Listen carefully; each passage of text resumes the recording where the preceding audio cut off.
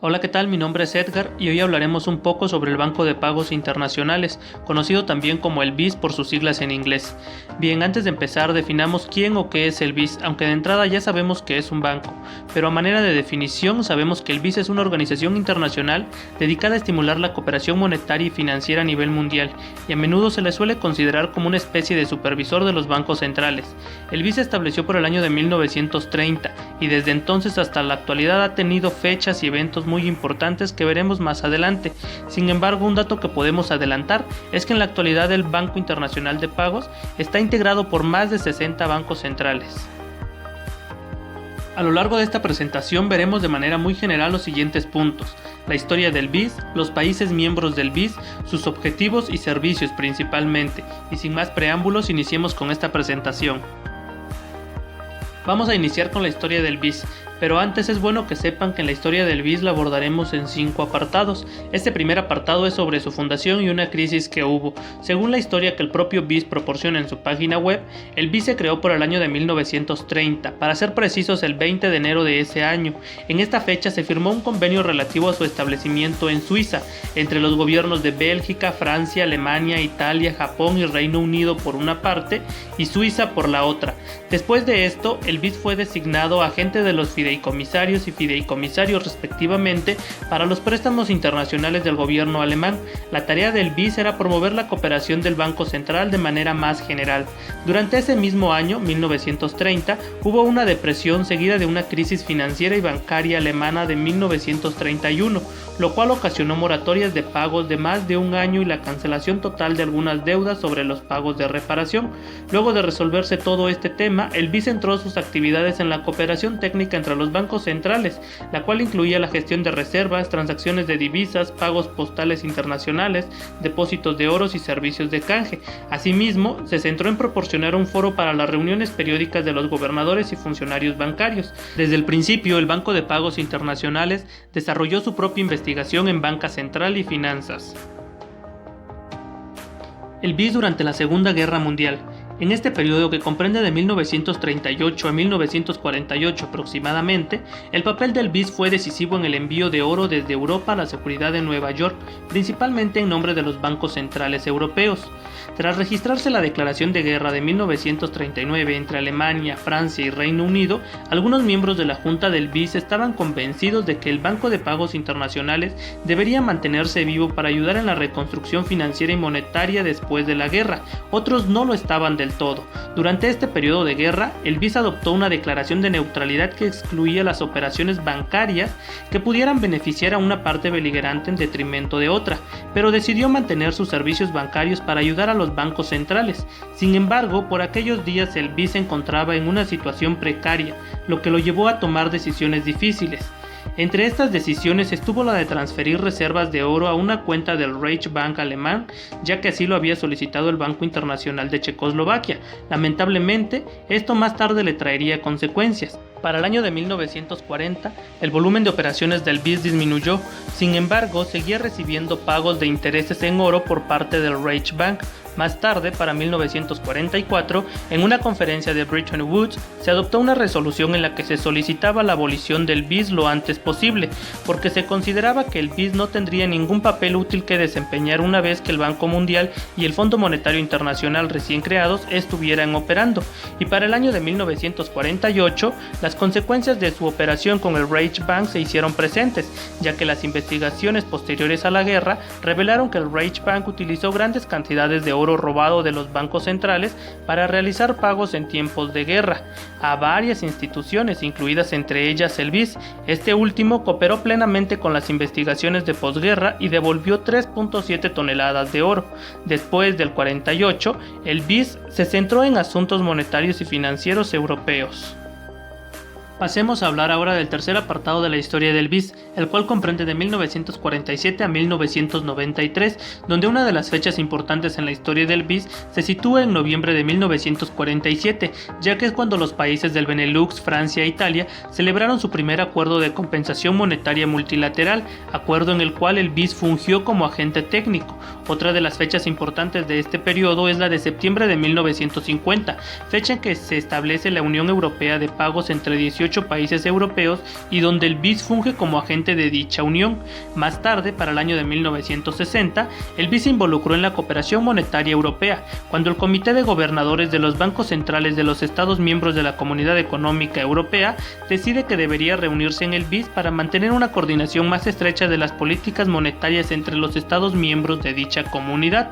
Desde 1964 hasta su disolución a finales de 1993, el Comité de Gobernadores se reunió en el BIS, quien a su vez dio apoyo técnico necesario para la gestión del Fondo Europeo de Cooperación Monetaria y el Sistema Monetario Europeo. Pasemos ahora al cuarto apartado de la historia del BIS. Bien, pues luego de que se conociera el éxito de la Unión Europea de Pagos en la restauración de la convertibilidad de la moneda en Europa en 1958, se supo que el sistema de Bretton Woods finalmente era operativo en todo el mundo occidental.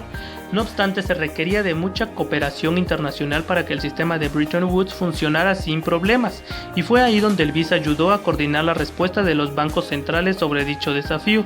Más tarde, para el año de 1974, los gobernadores de los bancos centrales del G10 crearon el Comité de Supervisión Bancaria de Brasilia, comité al cual el BIS apoyó con su investigación económica, monetaria y financiera.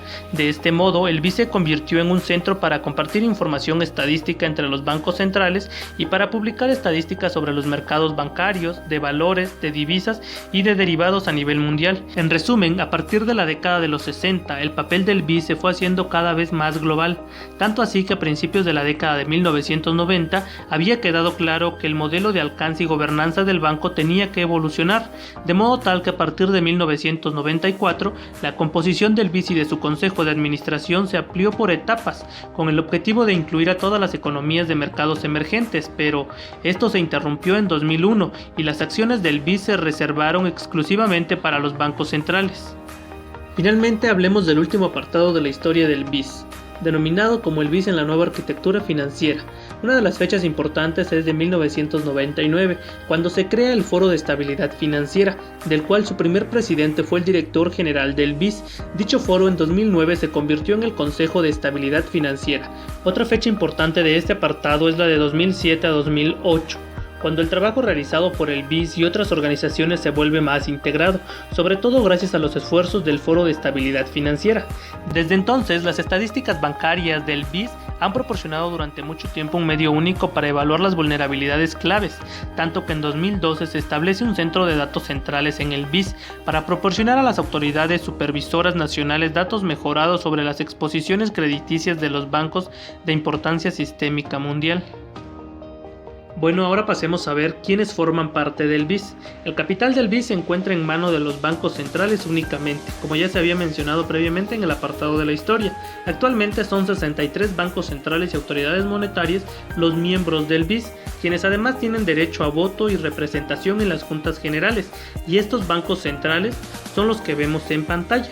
Vemos que se encuentra el Banco Central de Argentina, de Brasil, de Canadá, de Chile, Colombia, y en la posición número 37, Banxico, el Banco de México. Ahora bien, pasemos a hablar sobre los objetivos del BIS y sus funciones. Con base en la misión del BIS, sabemos que su principal objetivo es la estabilidad financiera y monetaria, para lo cual colabora con los bancos centrales con la idea de fomentar una mayor cooperación a escala internacional. Además, como parte de su trabajo en el área de estabilidad monetaria y financiera, el BIS publica periódicamente análisis relacionados y estadísticas bancarias y financieras internacionales que sustentan la formulación de políticas, la investigación académica y el debate público. Asimismo, fomenta el debate y facilita la colaboración entre los bancos centrales, y actúa como contraparte principal de los bancos centrales en sus transacciones financieras, y alternativamente también cumple con un papel importante como agente depositario de garantías. No obstante, el BIS tiene una línea roja la cual lo imposibilita realizar préstamos a los gobiernos y estados o realizar aperturas de cuentas en su nombre principalmente. Dentro de los servicios que el BIS ofrece, encontramos los instrumentos de mercado monetario a corto plazo, los cuales permiten a los clientes cumplir con los objetivos de gestión de caja. Ejemplo de estos instrumentos son los depósitos a plazo fijo. Otro de los servicios con los que cuenta el BIS son sus instrumentos negociables emitidos en las principales divisas, ideal para gestores de reservas de activos que buscan aprovechar al máximo las oportunidades del mercado. Ejemplo de estos son los que vemos en pantalla. Al mismo tiempo, ofrece servicios de cambio de divisas y oro, donde las cotizaciones se realizan en vivo y están disponibles en los principales pares de divisas. Dentro de estos servicios tenemos las compras y ventas de oro, así como las mejoras e inversiones de oro. Y ya que el BIS tiene profundo conocimiento de las prácticas de gestión de reservas y sus desafíos, ofrece igual servicios de gestión de activos. Y en el apartado de otros servicios encontramos los anticipos a corto plazo no comprometidos a bancos centrales, generalmente con garantía, así como el servicio de fideicomisario o agente en relación con acuerdos internacionales.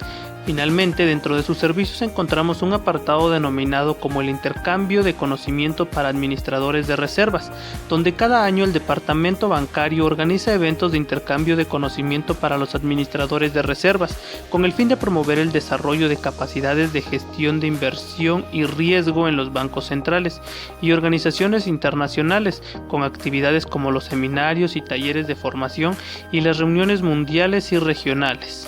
Para concluir con esta presentación es importante saber que el BIS cuenta con 2 oficinas de representación, una en Hong Kong y una más en México, en la CDMX para ser más precisos.